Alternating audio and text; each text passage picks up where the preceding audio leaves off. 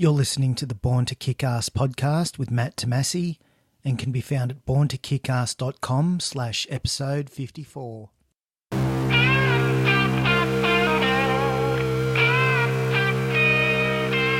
Welcome to the Born to Kick Arse podcast, where you're introduced to the most fascinating people on the planet. Learn the ingredients of greatness that you can apply to your life. And now your host, Matthew Tomasi.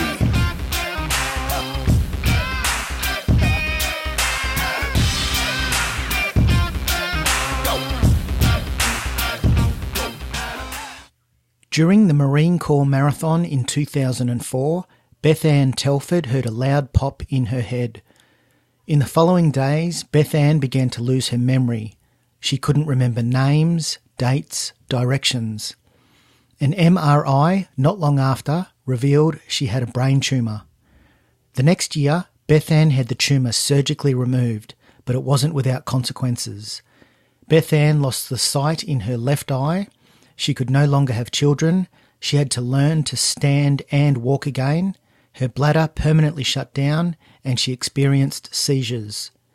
In time, BethAnn's fighting spirit saw her running again, and in 2017 she completed the unimaginable, the World Marathon Challenge. 7 marathons in 7 days on 7 continents. Enjoy the interview.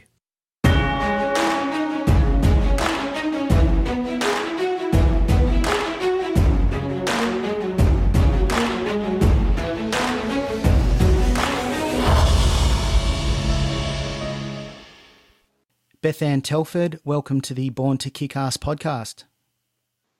Well, welcome. It's great to have you and to be with you all the way from United States. Thanks for having me, Matt. How's the legs? Have they sort of recovered from this big ordeal that you've been through in the last, or you've recently finished? Have you sort of recovered yet? I would say, yeah, I took a nice long run when I got home. The Saturday I got home, I've been home about a week and a half, and I started, slowly getting back into the running instead of every day. I'm doing it, 3 times a week now, but I did take a nice long run when I got back and trying to shake out the legs and get them ready for Boston Marathon. Oh, yeah. When's Boston? April. Yeah, it's the day after Easter this year, believe it or not. All right. And I believe you've done Boston a few times. Is that right? This will be my 6th start and finish up there, and excited about that. Were you there on the when the bombings happened a few years ago? No, we'll talk about this, but I was in as a qualifier for the Boston Marathon when the bombs went off, but I did not make the start line. Although they had me at the start line as a runner, I did not collect my bib or cross the finish line because I happened to be in the hospital having a procedure done on my bladder because of my journey. What's the atmosphere like at the Boston Marathon? I think it's one of, if not the oldest marathon, organised marathon in the world. Yeah, it's such a great marathon because, that is the pinnacle of running for, marathon runners, because you have to qualify to get in that. Now, you also can run for a charity, which is also well and good. But I feel a lot of people, 90% of the people that get into Boston, get in by qualifying on their own time and their own merit. And that's what makes it such a great event. And I just enjoy, being able to qualify it for it, but just going up there and running it as a nice 26.2. It sounds long, but I just enjoy the crowd, and the atmosphere has always been great for me. Now, you've got an incredible story I want to delve into. But before we sort of get into a couple of the main points, with your running background, were you always a runner sort of growing up, or did you sort of get into that later in your life? Well, I got into it later in life, but, just to go back during schooling and right before I moved to the Washington, D.C. area to work for the federal government, I played organized sports. So I, played a lot of field hockey here in the States, and I played soccer and softball and soccer. So I was always on team sports. But then when after 9/11, I moved down to Washington, D.C. and took a federal job in their federal government here. And, Washington, D.C., it just has wonderful monuments and paths and the Potomac River. And when I came down here, everyone was running, and not just 5Ks or 10 milers. People were training for the marathon. And the marathon that's known here in Washington, D.C. is the Marine Corps Marathon, held every year in the last weekend of October. And it's called the People's Marathon, the Marine Corps Marathon. There is no prize money, and it is for people. And it used to be you sign up, you get in. Now it's on a lottery system. It has been for the last 2 years, I believe. And it's just a beautiful run through Virginia by the Pentagon and Iwo Jima, and it goes through DC and wraps around. And so I started training for that when I moved here. And that's when my real true running career started, because back when I was playing organized sports, we just had to run a mile and qualify, the mile to be able to get on the team.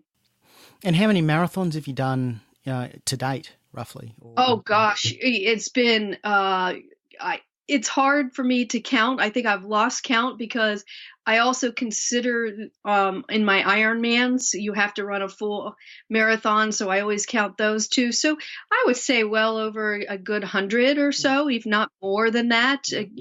I would say much more than that. Obviously you've got a lot of experience with the marathon, and when you really start to feel the pinch. When do you, traditionally for me, it's probably in the mid 30 kilometre range, or about maybe 20 to 21 or 22 miles. You're sort of almost at the end, but you're a few miles or a few kilometres out from the end. That's when you really start to, for me, feel it. Is that sort of when you sort of feel it as well? Well, I would say for me, it's probably the last 8 miles. So, I would say 8 mile, 18, 19. And, it's that person that says, they're standing there with that sign, or they're screaming, "You're almost there." And it's like, I'm not almost there. I have, it's, even at 2 mile mark, you're not almost there. Yeah. Have you run 24 miles? But being almost there, I'm talking hundreds of yards. That's when I want to hear you're almost there. But for me, I believe, because I'm not, again, I've qualified for Boston at 3:40, pace, qualifying time. But, I'm just not out to win or anything like that. So for me, it's a little different. And with my condition, it's about mile 18, 19 that I start feeling like, oh man, I got to kick it in, or, how many more miles are left? And you really start to feel the last, first half of that marathon really pushing you. Do you actually look forward to that moment in a marathon that you're describing, when you're really starting to feel the pinch and you're just redlining? Do you look forward to that moment where you really, all these questions, your body's screaming out and you want to stop, you don't know whether you can continue. There's that real struggle and that interior fight to continue putting one foot in front of the other. Do you look forward to that real struggle, that moment? Yeah, for me, I do, because I think that if it was that easy, everyone would be doing it. And, we always have to face, things in life sometimes that aren't so easily obtainable, like the general things in life, getting up and getting out of bed. People take that for granted, but someone like myself, or who is advocating for things that I'm advocating for, a lot of us have a hard time getting out of the bed or the hospital bed. And for me, when I hit that mark where it's like, oh my gosh, can I take another step? Can I keep this pace up? Am I going to get to the next water stop? Am I going to get to the finish line? In my mind, I know that I'm never going to quit. You can just keep my feet going forward. But I look forward to that, little pain in my calves, or, my arms hurt from trying to keep the momentum up. But to me, it's rewarding, because this is what I've trained for. The reason why I'm out there is a lot different than, a majority of the runners. Majority of the runners just want to run a marathon, but I have a good reason that I'm running and a cause that I'm running for. So, if it was that easy, again, everyone would be doing it. Tell us about the actual Marine Corps Marathon and the day that really changed your life in a direction that you weren't expecting. Sure. I had run a few Marine Corps marathons prior to 2004, but it happened to be 2004 Marine Corps Marathon that I was running, and it was mile 1819 on the course, and that part of the course is on an island in between Washington, D.C. and Virginia. It's called Haynes Point. So I was coming around this island, and 2004 in October is usually a nice, cool run as far as in temperature wise, because it's our fall here in the United States. Well, this happened to be the hottest Marine Corps marathon on the record books yet, in 2004. So I was running, and I was at this mile marker, and in between 18 and 19.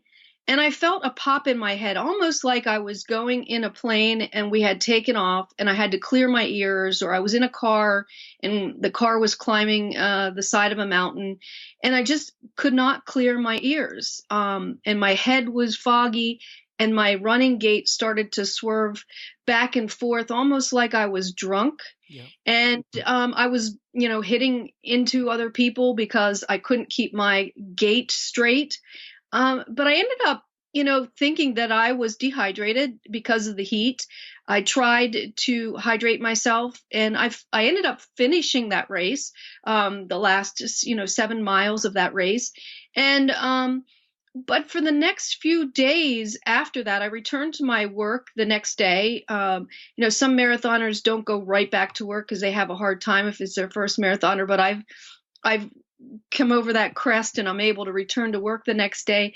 But I was having a hard time in my position remembering appointments for the gentleman that I was working for. I was running into furniture that had been in place for quite some time. I got on our railway system here. It's called the Metro.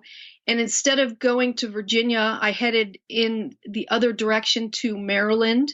So I was very confused. And this happened for like 3 days, where I was forgetting important things, couldn't remember names, vice versa, things like that. So my boss at the time said to me that I needed to figure out what was going on. Something wasn't there with me, and I wasn't acting myself.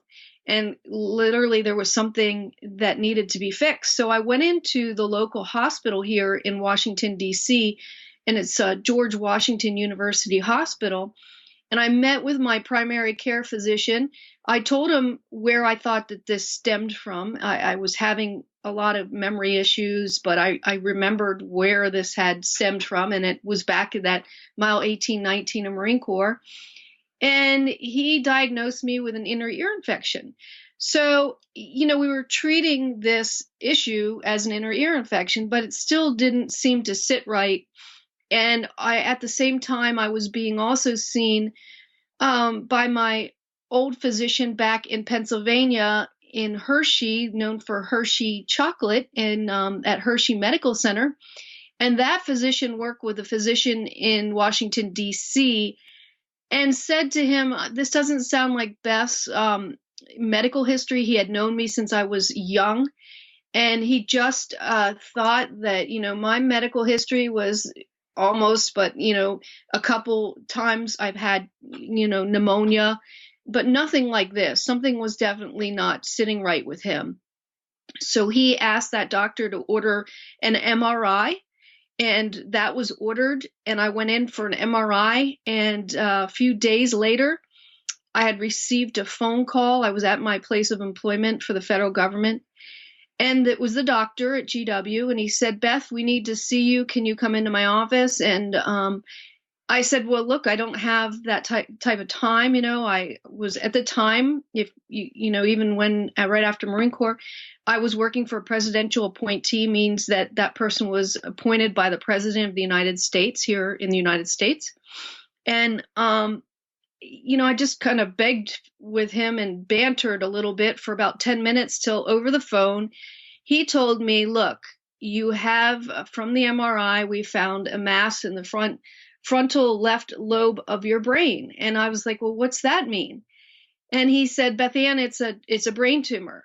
Well, 12 years ago, Matt, I never heard of anyone, had ever read about anything, seen any reports about anyone having a mass in their brain, let alone a brain tumor.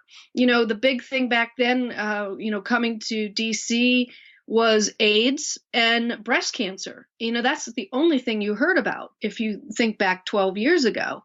And I just was in disbelief. I'm like, what is this? He's like, don't get on the internet. We need to talk. We need you to get your scans, and we need to, get this taken care of.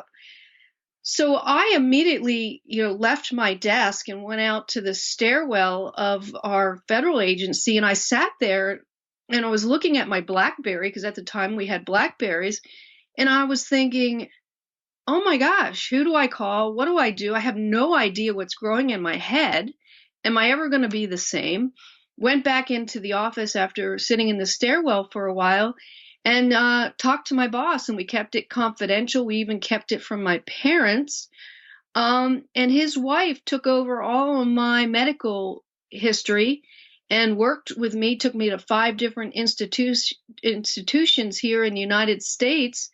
And we found a physician and a facility in Baltimore, Maryland that gave me the most hope and the best, diagnostics as far as reading my MRI and what they could do for me. But, the reason why I kept it from family, I am the baby of 2 older sisters, and I grew up in an alcoholic family. My mother had drank a lot and had been drinking till I was in the age of 28, 29, and I was 35 at the time. So I didn't want to break this news to her and be the cause of her going back to drinking. And then also, my father was, my hero, and I didn't want to disappoint him. And I was the baby. I was the tomboy. I was the one always doing sporting events. So, up until about 2-3 weeks before my surgery, I didn't tell anyone in my family what was going on with me, because I didn't want to more or less upset the apple cart. And I wanted to figure out, first of all, and most importantly, what was going to happen with me, what steps I needed to take, getting things in order in my life in case something did happen. And there was that possibility. At that period of your life, was there a stage where they did some sort of analysis to determine whether the tumour was benign or not? Was there any sort of tests done in that regard? Not till surgery. They thought it was because it was a meningioma, and usually they're benign. But I had my first surgery April 12th of 2005, and things changed from there. I had to learn things and learn about my disease and learn how to walk again, dealing with a lot of different things coming out of that surgery, of balance and sight and speech and memory. Memory was a big thing and still is to this day. So yeah, going in, we thought things were going to be a lot smoother, easier. But then there was also that card that I could have drawn, and it could have been a lot worse for me. So I had the surgery and I came out of it, and, it was tough, and I had to deal with a lot of things, like I said, to learn all over again. And one of them was running. And, that was tough. And how big was the tumor? Well, that, it was probably the size of, an egg, as far as the yellow yolk part of it. A little bit larger than that. And the thing of these tumors is they're always growing. So they always had told me it was the size of someone, 65 years of age. Again, I was 35. So, who knows, how long it was with me. It just so happened that running brought it to surface, which was good. Yep. Because, eventually it could have done a lot more damage than it has already done. With the 2 points, 1 point, the day that you found out that you had the tumor, you got the phone call, and then the day of going into the operation, I can only imagine the stress and anxiety and the fear that you would have been facing and have gone through. Where did you draw your strength from when in those particular moments? Back then, I had a hard time. I thought it was going to be my father, because my father, I always looked to him. Always, he had instilled in us the never, never, never give up by Winston Churchill. That was his motto. And he always faced hardships, really tough hardships, very strong. He was a strong man. But he was the one, unlike my mother, who had a hard time with it. He begged the doctor to take him. He more or less broke down, and it was tough for me to see him do this. But I guess, and as his friend said, when you have a child that's ill, and even a child at 35, I was still his baby, and he didn't want to see it. So where I drew my strength, believe it or not, was from the person that was the weakest in our family during my youngest years, and that was my mother. My mother is the rock of our family. She has definitely changed since those early years of her alcoholism, and she was a dead drunk for some 30 years of my life. And here I am turning to her, and she was trying to tell everyone it's going to be fine. She's going to be fine. Now, when I take on these epic events, she doesn't want me to do them because she just can't believe that they can be done. But during those months, and coming back, and right when I told the family, when I sat the whole family down, my older sisters and my mom and dad, she was the strong one out of all of us. Yep. Now, post-operation, post when they removed the tumor, what was the ramifications of that afterwards, immediately and in the short to medium term after the operation? I believe you lost your sight in your left eye, is that right? That's correct. Of course, I had to learn more or less, put one foot in front of the other, swing my legs on the side of the hospital bed, and start that rehab. I also, soon found out that I wasn't able to have children because of the surgery. So that was a big sting to me, because I always thought I would have, a couple kids and, be a great mom and all those wonderful things. But the big thing was learning also to memorize things and grasp a full sentence and just think through a solution or a problem. And I was wondering if I'd ever really be able to do that. And of course it took time, and I played memory games, but it wasn't instant. And I was wondering, the couple days that I was, after coming through the surgery, if I would run again, or how it would feel, or, if I fell, what would happen. But I soon found out after the first surgery, I would head home to Pennsylvania to rehab, and there was a 5K in our hometown, and my whole family wanted to walk it. So we started at the start line, and everyone was there, and I was instructed by my mom and my sisters to walk the 5K. And I was like, yeah, I'm going to walk, because I wasn't even too sure about myself running.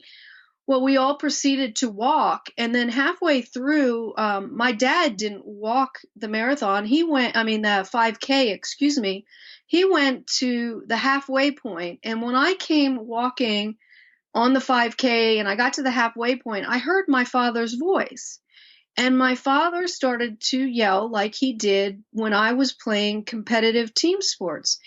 And it was that same type of cheering and yelling for me that I started to pick up my feet, and I slowly ran the rest of that 5K.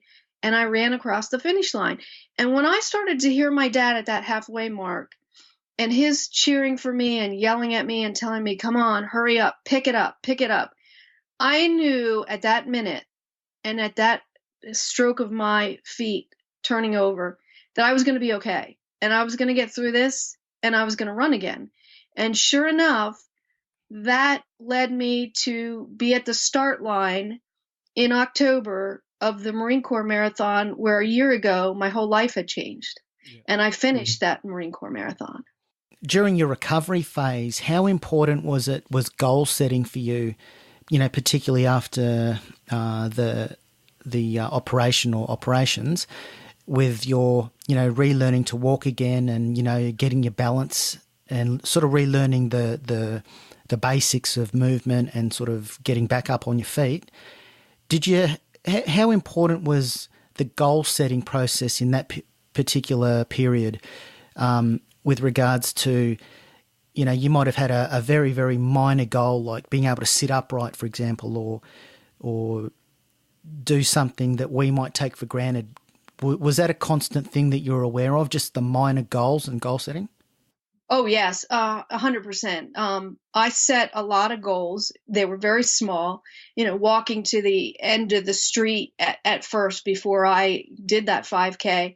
And when I got to the start of that 5K that I was going to walk, that was, a big thing for me, because here's someone that got to the start line of races and always had to be up front and always had to be in the lead pack. And, here's someone that I had to be in the back of the 5K because I was a walker.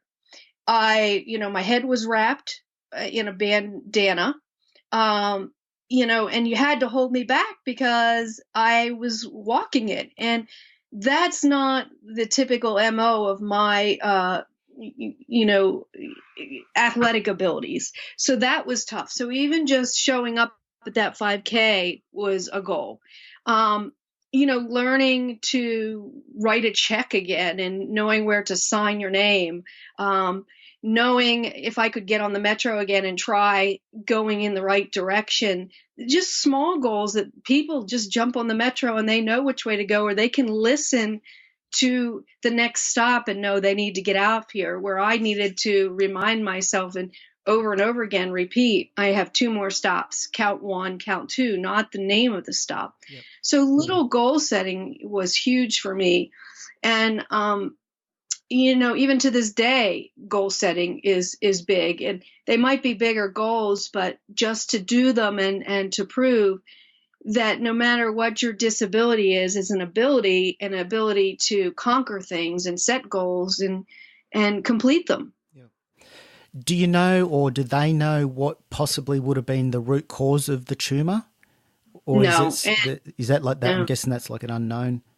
Yes, especially with brain cancer, because, tumors like in the brain, there's all these theories, all these treatments, and, they don't know, and I certainly don't know either, and I couldn't even pinpoint it. Yep. Recently, you've, if we sort of fast forward the timeline to sort of today, tell us about, there's this incredible event, it's called the World Marathon Challenge. Can you tell us about that, and tell us when you first heard of the World Marathon Challenge? So back in 2012, believe it or not, I had the great opportunity to use my platform of brain tumor and brain cancer to compete and finish in the Ironman World Championships in Kona, Hawaii.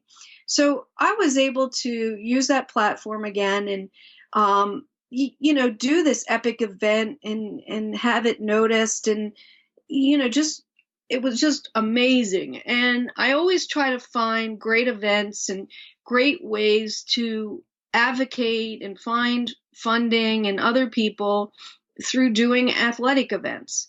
Going to the Boston Marathon, running the Grand Canyons, again, Ironman World Championships. So I got home from the Ironman World Championships in 2012, and I started thinking, what's next? What's next? What are people wanting to think that they can do, but they can't, or they think it's unattainable? And a friend of mine sent me the information about the World Marathon Challenge. So I looked at it and I thought, oh my gosh, I definitely can do this. I know I can. I can do this. I can put my mind to it. I can train for it. I can do it. Well, I reached out to the USA female that was at the time training for it. She had not yet started the adventure. And we clicked, and she's from the Boston area of United States. And I met with her when she ran the United States part of the World Marathon Challenge in 2016 down in Miami. And, she says, Beth, you've got to do this event. It's just such a great event, and you have a great platform. And the press and other things, you'll just be able to get your word out.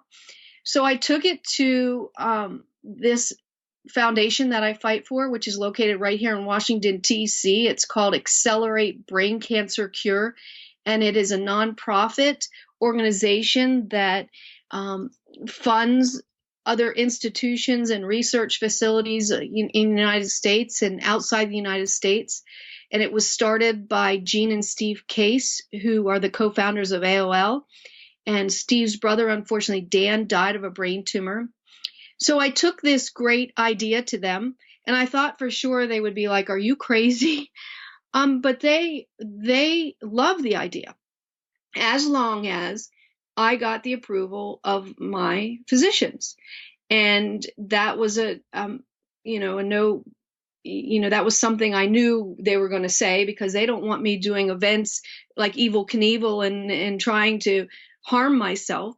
So I took it back to my doctors, and I met with my neurosurgeon. I met with my primary care physicians. I met with my urology physicians. I met with them all and got their approval, and submitted my story and my platform and all that to the race director in Ireland. His name is Richard Donovan. And right before Thanksgiving of 2015, I told him I wanted to do this, and we got the approval. And I've been training for about a year and a half, and a little bit less than that, I guess it was. And I've just been having a great time with it. In what it is, it's 7 marathons on 7 continents in 7 days, and we started in the continent of Antarctica. Yep. Now, the big thing that sort of screams out at me with this particular challenge is the flying and the travel, between the events, and the recovery between the events, particularly like on aeroplanes, and you're moving between sort of hotels or accommodation. And we can get into that, but was that sort of the main thing that stood out for you in terms of, you've been given the green light to do the challenge? What was the main things that sort of jumped out at you when you're committed to this? Was it the flying or? Well, when I found out that I was going to get into this, and I talked to the race director, I was worried. My biggest fear was hydration, because with the brain tumor, my bladder shut down more or less, and I had what's called a bladder augmentation. So unlike the normal runner who stays hydrated and is able to keep a lot of liquid in their body, I can only keep about a shot glass of liquid in my body at a time. So that was my biggest fear, was, getting dehydrated, 7 days running straight with little rest in between. And then also, flying, and that, causes dehydration too, and a lot of cramping. So that was my biggest fear. And then of course the pressure of the cabin on the brain. Yep. Because when I fly, I tend to get nauseous and a migraine. But with this event, we were 59 hours in the air, and the rest, we were either running, and there was only one night we had a hotel room. It went so fast from the time we left Antarctica to landing in Sydney. I don't even think my head even knew. And there was a lot of us during the 7 days who were like, what time is it? What day is it? We had no concept. literally my Garmin watch ended up, dying at one point because it didn't have any cellular power or any power to it. And I literally didn't know what day it was or what time. And other contestants were saying the same. It just went so fast. It was a whirlwind. And, those were my biggest two fears were, again, the hydration piece of it, and then the pressure of the cabin flying. Yeah. Now, when you departed from, this is sort of day zero, I guess, from Chile to Antarctica, was it a boat trip across or was it a flight? How did you No, get it was to- a flight. Yeah. We left on the 20th of January from Punta Arenas, Chile. And what it was a big Russian cargo plane. So there was probably about 50 seats on this cargo plane. The rest was all, for luggage, for meals that people would take into Union Glacier where we landed, other expeditionist supplies for the camp. And it was a huge plane. I mean, just incredibly huge. And so we flew into Union Glacier on the 20th. And then we had 2 days of acclimation on Antarctica, where we did everything from meet and learn about each other that were in the event together. We played volleyball outside in the snow. We rode mountain bikes with big fat tires. We ran the course. And we played a lot of games because, of course, there was no internet, no way to find out the news. Of course, we were there when the new president was sworn in. So we had no concept of what was going on in our own countries because we were in this glacier. And you were able to buy satellite minutes to call back home, but it was so expensive. I did call my parents and check in, but we did so much and really got to know each other.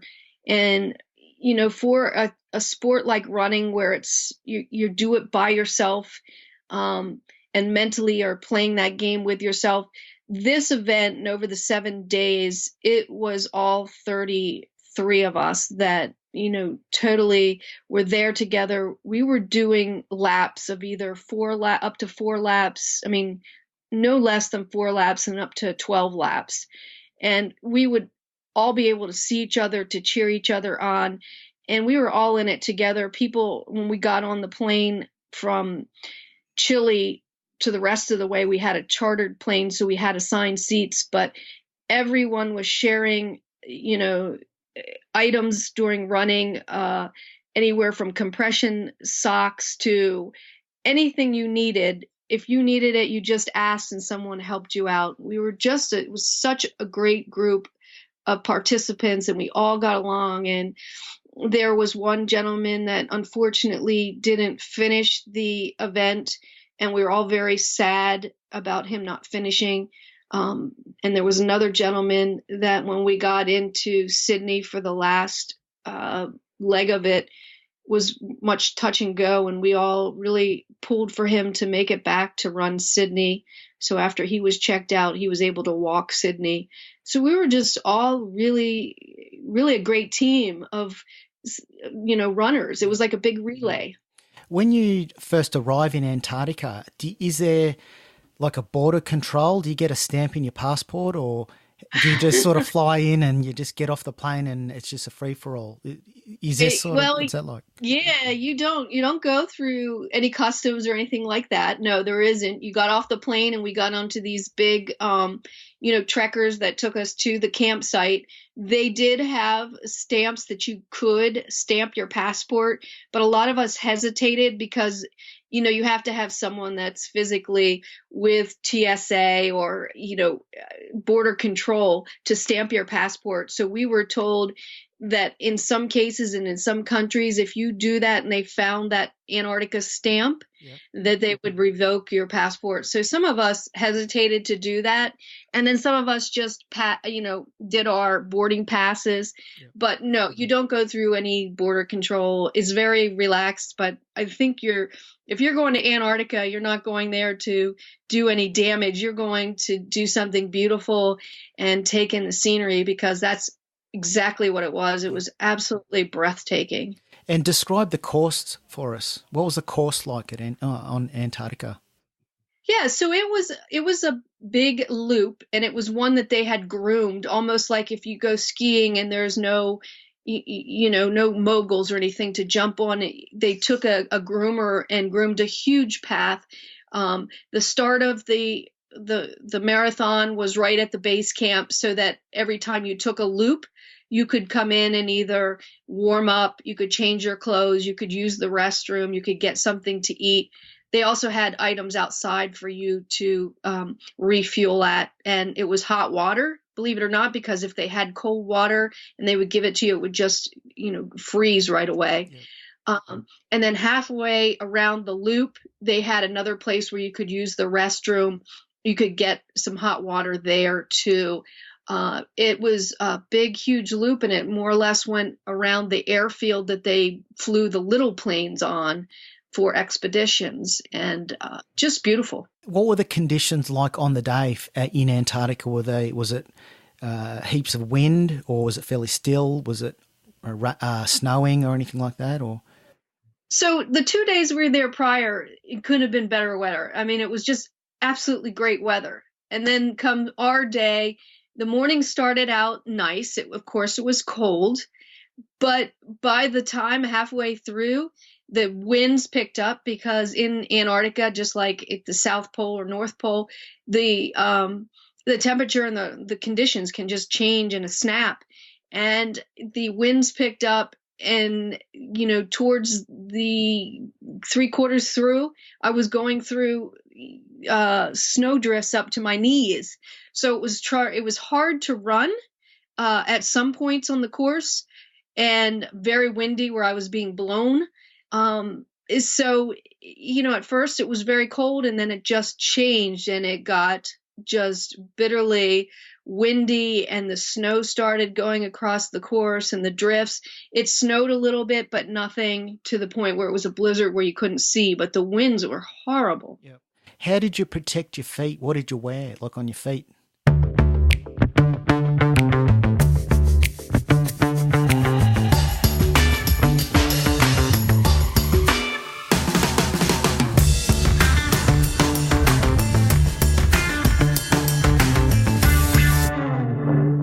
G'day guys, Matt here. This podcast is a labour of love, and all episodes are researched, scheduled, edited, created and promoted in my spare time. Typically, after an episode has been recorded, it can take another 3 hours of post-production activities to get the final cut. If I'm providing you with value and you wish to support my vision of sharing these inspirational stories to the world, you can do so at borntokickarse.com and click on the Patreon banner. Your support will help to maintain the monthly podcast running costs and enable me to outsource repetitive tasks so I can bring you even more kick-ass episodes. Once again, if you want to support me in producing this podcast, head over to borntokickarse.com and click on the Patreon banner. You can't miss it. And now back to the rest of the show. How did you protect your feet? What did you wear, like on your feet? So I had New Balance. They sponsored me with 14 pairs of shoes, and I wore 2 different pairs of shoes of New Balance during the whole 7 marathons, except for Antarctica. I wore Solomon cross trainers that they're speed cross, where they come up. They almost have like a little gator on them. And then with those, because they had tracks and spikes on them to catch the ice, I wore a pair of a base layer sock to keep my feet warm. I wore compression socks and then a wool sock. Yep. So my feet, I wasn't cold at all. My hands weren't cold. The only thing that was cold on me were my lips, which I ended up paying for at the end of the 7 days, because when I went from 20 below to Dubai, almost, at 95, 100 degrees, my lips were all chapped and blistered. Yep. So that's where most of my pain came from, was my lips. Now, after the Antarctica marathon, where did you fly to after that? We went back to Punta Arenas, Chile, where we all gathered for a few days, in the very, very beginning. So we ran in Punta Arenas, Chile, and that was on the 24th of January. What was the weather like there? I'm guessing that would still be fairly cold, not like Antarctica cold, but it's cold anyway. It was I would say it was about 45, 50 degrees. Yeah. So it was a nice run. That was beautiful. It was along the coast there. And again, it was just laps. I think we did 12 laps there. And that whole town, they had, a great amount of people come out to cheer us on. And, as soon as we were done with that one, we got on a flight, just like we did in Antarctica when we were done. And we flew to Miami, to United States. And that would have been nice and warm, wouldn't it? Oh, yeah, relative. It was 85. It was 85. It was hot. I mean, and we ran loops right along South Beach, the big beach right in Miami, and that was on the boardwalk there. Yeah. With the logistics of your gear, like obviously you've got your gear on the day of the marathon, whatever you need, sort of like in your gym bag, for example, but the actual other gear, like after you're done and dusted with the marathon and you're going back to the accommodation, the movement of the gear around the place, did the organisers take care of all the logistical stuff of moving your stuff around? No, and our accommodations was a chartered plane. Right. We didn't. Only but one night did we sleep in a hotel, and that wasn't till we got to Marrakesh. But we were responsible for our own luggage, and how it would work is you would get, especially because you're coming in and out of customs in different countries, you would have the ability to get into your luggage. But as soon as we landed, you'd have to have what you were wearing for that marathon ready. And sometimes people changed on the plane. Yeah. We changed in the terminals. And then you would have to have whatever, like baby wipes or whatever. If you had enough time to shower in the terminal or wherever we were landing, you could get a shower. But a lot of us, just used baby wipes. We cleaned up. But you had to have everything ready. So that's another reason why it moves so fast, where, you just do one marathon, you're getting ready for a marathon. You have days to get ready for that one marathon. And that night before, you don't sleep that much. And, you're worried about if you have your goo and your shot blocks and things like that to get through the marathon. Yeah. If you didn't have it, you were borrowing it from someone, or you were making do in these 7 days, because it went that fast. And I think in a way that was good, because it kept us not worrying about if we were hurting or what was happening next. How did you approach your recovery in between marathons, in between days? Like, if you're flying from Miami to Madrid in Spain, for marathon number 4, for example, how did you approach your recovery when you've hopped on the plane and the plane's departed and it's heading to the next destination? How did you have anything in particular, routines or anything to help speed up your recovery and your recuperation? Yeah, again, even before I started this huge event, my whole goal, and that of my doctors and of course my trainer, was to listen to my body, because my body was different. I wasn't the standard runner that you had on this event. I was someone that faced a little challenge here in itself, on not just the World Marathon Challenge, but I was, a life challenge. And I had to really listen to my body. So going into it, I knew that I needed to use a lot of compression socks, compression sleeves. I needed to make sure I stayed hydrated the best I could. So we had to make sure I had IVs. I only took 3 IVs, and that was after Miami, after Dubai, and then in Marrakesh, and then Dubai. And that was because they were so hot, those areas. And I wanted to make sure I was hydrated. And I felt a little uneasy in Marrakesh. And then as much sleep as I could obtain, because my body needed it, just like all the other runners. So I really just had to listen to my body and keep my feet up, keep them elevated, keep them moist too, because blistering was a big thing. I did suffer my little toes from lots of blistering, so really had to, spend extra time, monitoring my feet. But that's with any runner, especially with 7 marathons. It was huge for the blind runner that was on our event. Her feet were just all beat up. Yeah. But I think compression was the key for me, to keep my legs, from cramping. I've flown a fair bit. Sleeping on planes for me, you can't. It's not like sleeping at home. How did you approach the sleep aspect on planes? Could you sleep at all, or did you have any tips or techniques, for the actual sleep aspect on the planes? I put in the earplugs, I put on the eye mask, and I just reminded myself that tomorrow I had to tackle another 26.2, and my body needed it. And by that point, I mean, I definitely, was feeling a little exhausted. So I was also pushing myself to sleep.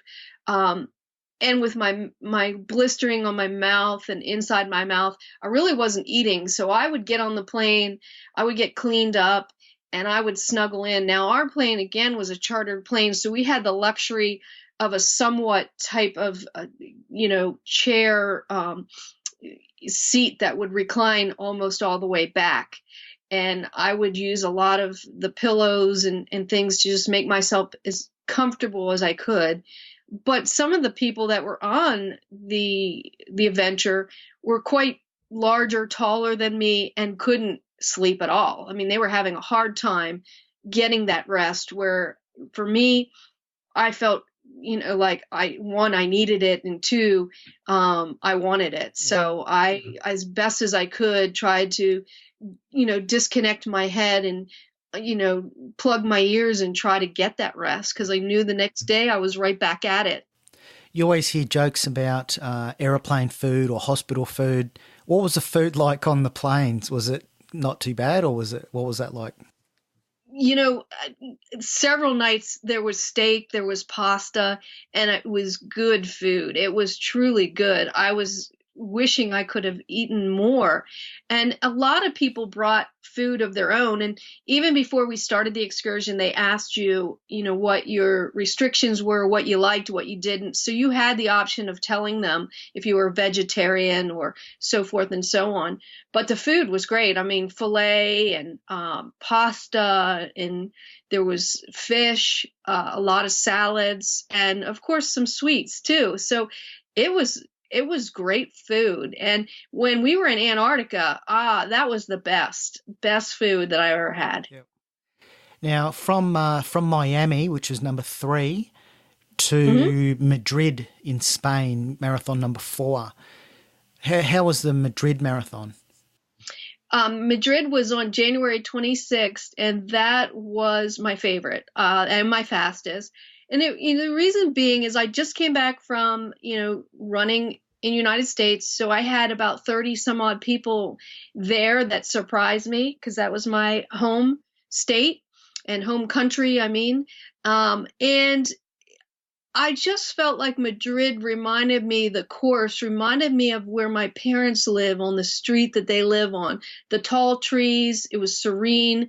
It was just beautiful. And I just felt like I was at home running, and I had just come off this high of running in my home country and seeing my parents and family members and my friends. And it was just beautiful. That's one country I do definitely want to go back to visit. Yep. And the temperature was nice. It was a good running temperature. And I also liked the course because it was a slow incline up and then a decline down. Yep. And then after the Madrid marathon, where did you head to after that for number 5? Number 5 was Marrakesh in Morocco. So we went there, and that was interesting. Excuse me. The airport was absolutely beautiful, and we did get a hotel room there for the night. We ran the marathon in Marrakesh on the 27th, and it started out a little chilly. But it was just really neat to see the camels and the donkey carts and just the hustle and bustle of, a place in Africa, which I've never been. But then it got hot, and it got extremely hot, and we were doing again laps there. And I got the great opportunity to run with a lady from Marrakesh who was fully in her dress garb, except the only thing that we had in common was she had running shoes on and I had running shoes on. And I got to ask her a lot of questions about her culture. And, I asked her what she looked like. Did she have long hair? Did she have short hair? It was just really a neat run for me because I got to meet a lady that was trying to show other women it's okay to run. And she had a lot of questions for me, of course. She wanted to find out, thing like I take for granted was running, where it's an honor for her to run. And that was a great run. I really enjoyed getting to see that culture, and more men run there obviously than women, and it was just a beautiful country. Yeah. But the last lap of that race, and that was the only one where I felt a little uneasy, where I felt like my head was starting to hurt, so I slowed it down. And actually two of the female runners helped me in on the last lap. They stayed with me because they were a little worried about me. And I wouldn't say like anything bad was going to happen. I just felt like my head hurt a little bit. So they stayed with me, and I ended up running in with them. And all of us came in first place that course. Cool. With the aid stations on the various marathons that you did, what were they like? I'm guessing you did sort of loops, yes, predefined loops, but with the aid stations with hydration, whether it's water or electrolyte type drinks, with food and stuff, what yes. what was the food, what were the aid stations like? So they were always great stuff, from oranges to donuts to anything that a runner would really enjoy having. And then if you needed something special, you left it there, almost like an elite table at a big marathon like Boston. You kept it there, and you could keep your items there. So when you came to the aid station, you knew where to go, and you had your own personal energy food or drink to partake in. But then they also had waters and like Gatorade or some type of refueling fuel, and stuff of their culture, if it's a fruit or something like that. And it was all manned very well. There was a doctor on hand, medical, I guess you would say, and cheering, and even people outside of the tents, they were all cheering for you, on every area of the 7 marathons. And what was the temperature like in Morocco, in Marrakesh? I would say it started in the 60s, 70s, and then went up. It got pretty warm. I would say maybe 80. I think that was what it was. Yeah. And how did the heat for marathon number 5 in Marrakesh compare to the heat in marathon number 6 in Dubai? What was that like? No comparison, because Dubai, it was like 95 with no shade, and so it felt like 100. And in Dubai, it was like you walked right into an oven. It was so hot. So a lot of us, really slowed down in Dubai. And again, we were doing loops. That is a beautiful country. We did that right along the water, and it was just no shade at all. And we were putting ice down our shirts and on our necks. It was just incredibly hot, nowhere near anything that I've ever run in yet to date. just going back to the point where you were talking about, the hydration challenges that you've got, did you try and take on board extra fluids before you landed in Dubai? Yes, I did. I had an IV after Marrakesh. Yeah, I sure did. Just because I knew what I was heading into and what I had just come off of, and I wasn't feeling so great, like I said on that last lap in Marrakesh. So we did talk to the doctor that was on board, and he gave me fluids, and I took that in. And I'm not sure if you're really familiar with IVs or anything, but my body just took that so fast. I think it was the fastest IV I have ever got, and it went into my body. So you can only imagine that my body needed it. Yeah. But I do try to drink. I drink a mixture of, in the United States, it's called, obviously you probably have it, Gatorade, yeah. But I douse it down with water just because my bladder can't handle all those electrolytes at once. So I use a mechanism of half and half.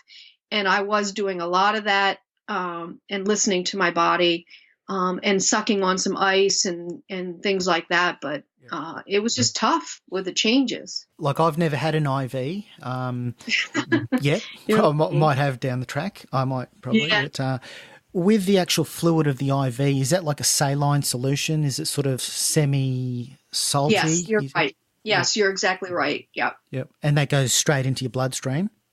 Yeah. Yep. And how do you feel when you have the IV? Do you just feel rejuvenated straight away? Is it like an instant thing? Some people do. They feel like they could just run right away. Other people, it takes a good couple hours to kick in. But for someone like me, it feels very good. It just gives you that extra push, and you don't have as much cramping, obviously. Yep. So yeah, for me, it works pretty fast. Yeah. Now, that one of the other big things I wanted to ask about was the constant change in time zones and your body clock.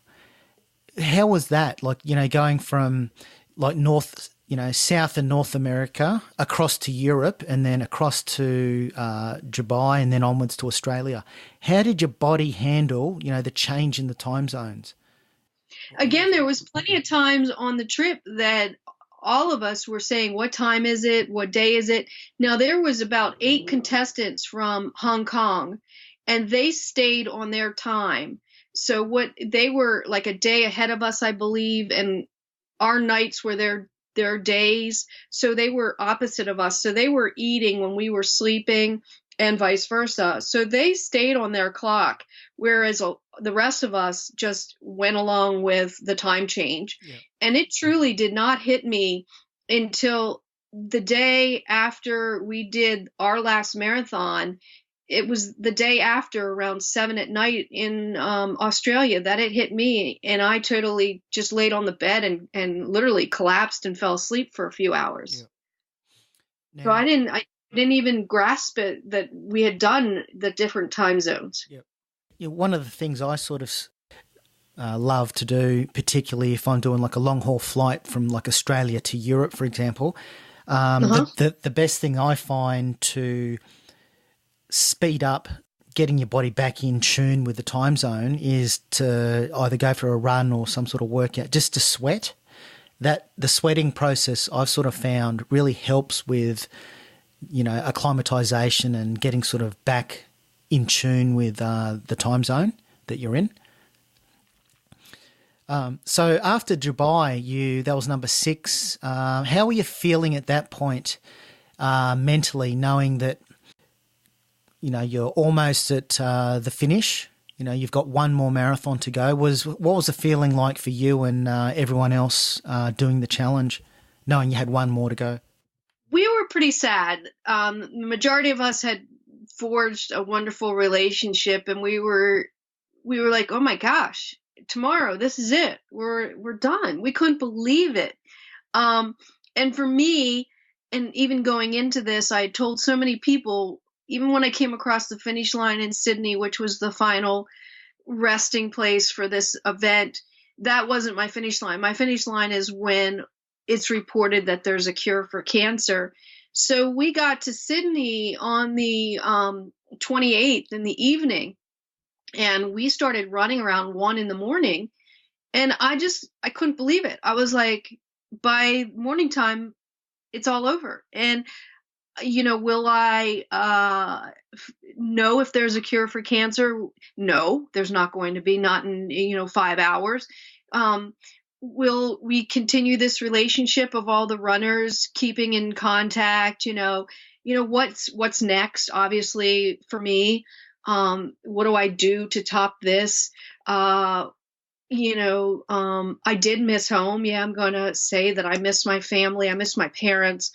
But I didn't want it to end. I really didn't want it to end. I wanted to go to another country and just rerun it, or another part of the world and run another country world or whatever, It was just really sad. And every time we did the loop there, I think we did 12 loops. Everyone was really just cheering each other on and knowing like, wow, this is it. There was a lot of tears. I know I cried on my last lap.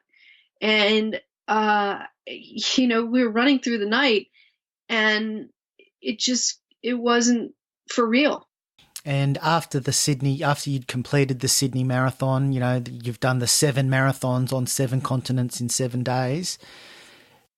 How long were you in Sydney for? Did you stay on afterwards, or did the plane, was it like on a tight schedule? Did you just fly off back home after that? No, like I said, we started running on the 29th of January in Sydney around 1 a.m, and we completed and got back to the hotel room. We more or less everyone waited for everyone to complete, because it was our last destination, and we all gathered to, talk to each other and celebrate. I stayed for 2 days. That next day, like I said, I, more or less was exhausted, and I wanted to go see the Sydney Opera House and the bridge and all these wonderful things during the day. And I couldn't do it. I was just exhausted. It caught up to me. So I stayed for 2 days. I was able to see those beautiful sights, but only at night. So I definitely want to get back there. And then I returned to the States because I had commitments back here with some press, and I wanted to get back to my parents and, my family. And it just, seemed like those 2 days was just one day to be real, and got to go to a couple beaches just to see them. Yeah. And ate some of the good food. And definitely Sydney is a place that I would like to go back, or somewhere else in Australia. So when you went from Sydney back to the US, did you go via the Pacific Ocean, or did you go back the other way via I went to Los Angeles, and then from Los Angeles to Washington, D.C. Yeah. And then I bet you don't want to go on a plane again for a while. I actually leave Thursday for Florida for an event. So yeah, but you know what? To travel like that, I don't think that'll happen in a long, long time. But if I can travel like that, I'm definitely getting back on a plane to do a long flight. That was a nice plane that we were on. Yeah. And I really enjoyed the Russian cargo plane, because that was very interesting, being in the, a hollowed out plane and seeing the guts and the glory of everything. It was just really cool. Yeah. Do you take drugs or medication currently, or still? Yes, I do. So that I take it twice a day. I take a good amount of pills in the morning at 6 o'clock in the morning and at 7 at night. So that was another obstacle that we had to deal with, was keeping me on like a 12-hour regimen of my medicines. Yeah. Because I was taking them, and I had to take some during the runs. It actually came to that when the 12 hours would tick and I was running a marathon. So, when with these drugs, some of them, there's a loss of appetite, or, some things don't taste the same. So, I don't have any special diet. I more or less eat what I feel I can take in. And, if I want to have some French fries and that's carbing loading to me, I'm going to eat them. It's not the best diet, but it works for me. just because I'm not the typical runner that you have out in the course, because I have, a bigger challenge than they do. Yep. Is there any foods, I'm not talking about medication, but foods or supplements that you take that people who don't have brain cancer could also start to incorporate more in their life? Like, do you take like fish oil or krill oil or coconut oil or anything like that to promote brain, to sort of feed your brain in that respect? Yeah, I mean, I do. I take amino. I take some other, vitamins, just to keep myself in shape and on the peak performance.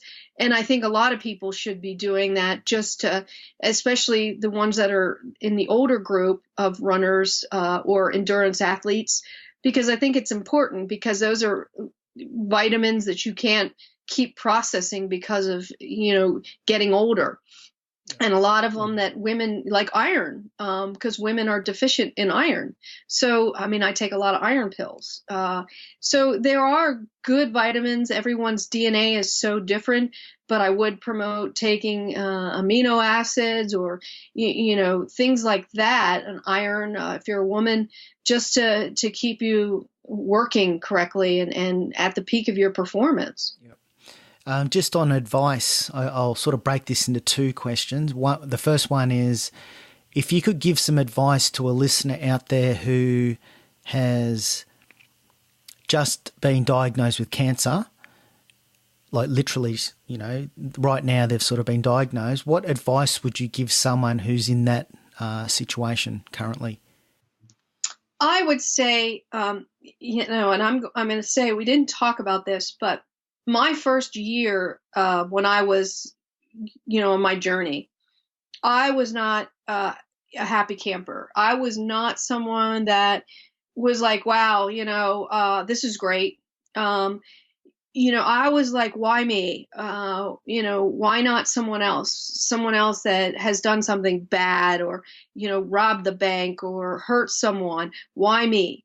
So for a year, it took me to realize that the reason why I needed to advocate and run and use my platform as an endurance athlete was because I was blessed with this cancer. So, it's going to take someone, not immediately to realize that there's always a reason for things in life. There's for every action, there's a reaction.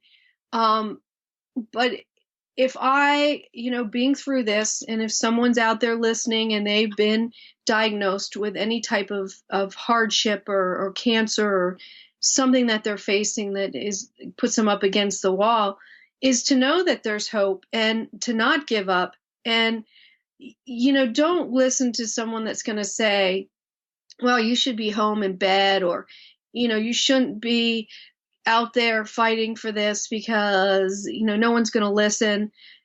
That's not how you should live your life. You should go out and live it to its fullest, to an extent. I mean, I'm not an evil Knievel here. I'm trying to use my endurance ability to show to others that there's hope. Yes, I've had my setbacks. I've had to learn to swing my legs on the side of a hospital bed and learn how to walk and talk and think again. But I've been there. I know what it's like. I've not been there just once. I've been there several times. And going into these surgeries and to these situations, I've been so much stronger because I've been athletic. Now, again, I'm not the first to cross the finish line, but I'm there. I'm at the start line. I'm ready. I'm trained. I'm listening to my body.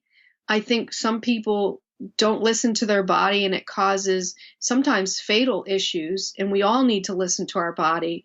And if there's a point where you do have to walk instead of run, that's okay, because you're still moving forward.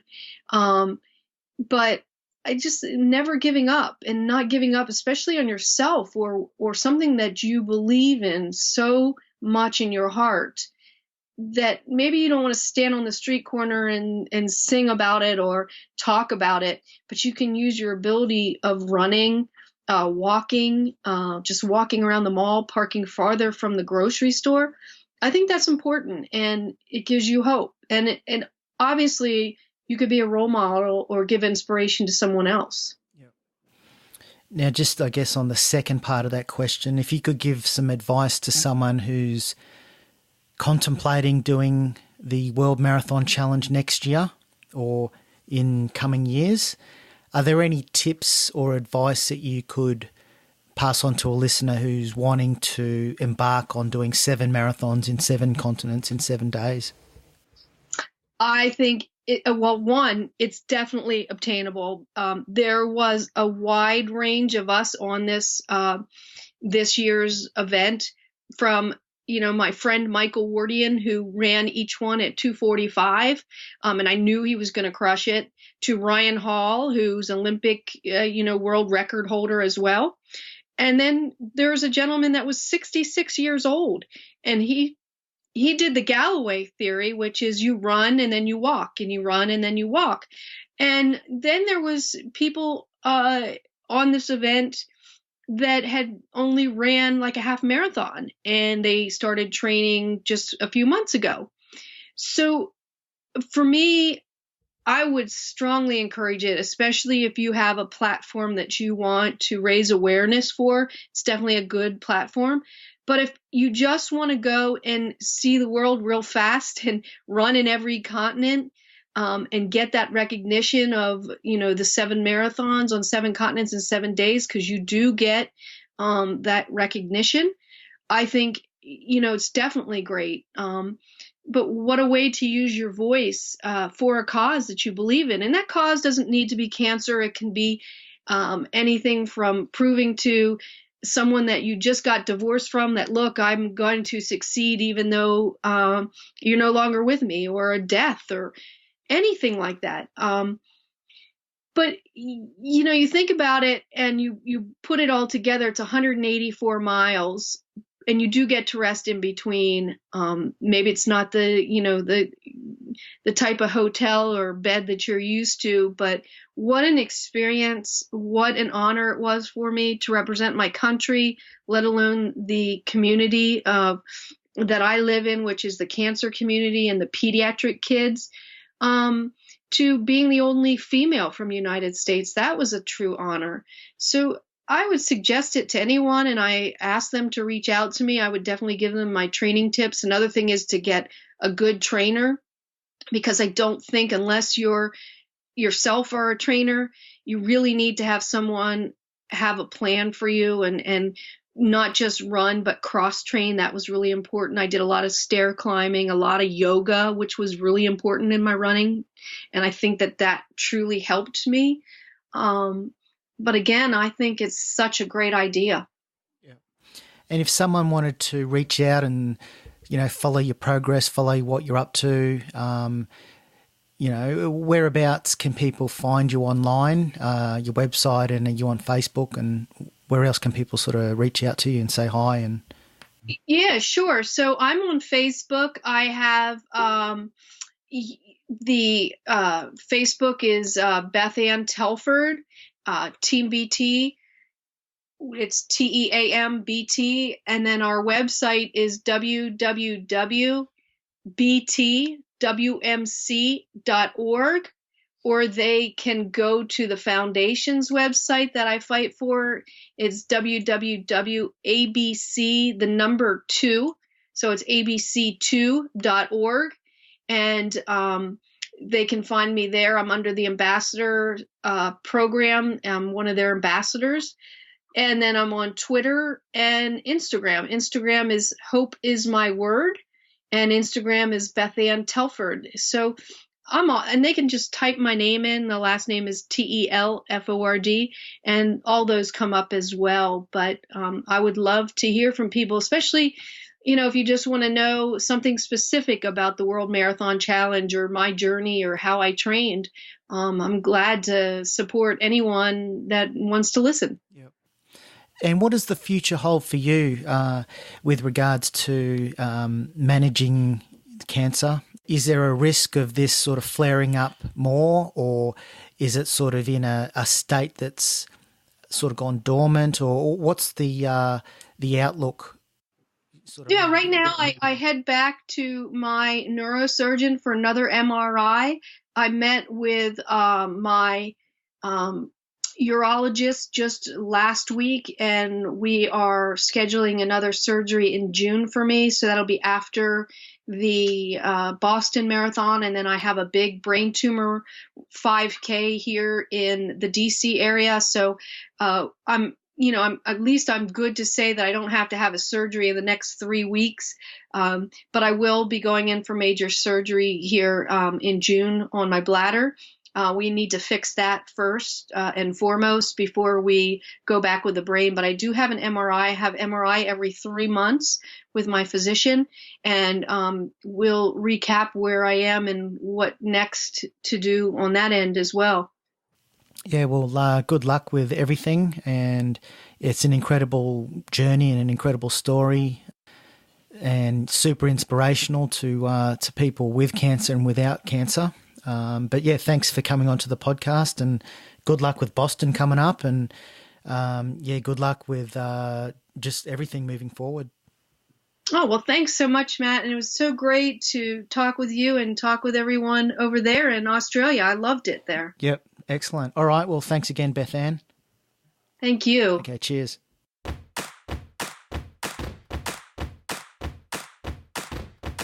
You've just been listening to the Born to Kick Arse podcast at borntokickarse.com. If you liked what you heard and want more, please subscribe on iTunes. Give a 5-star rating and a Kick Arse review.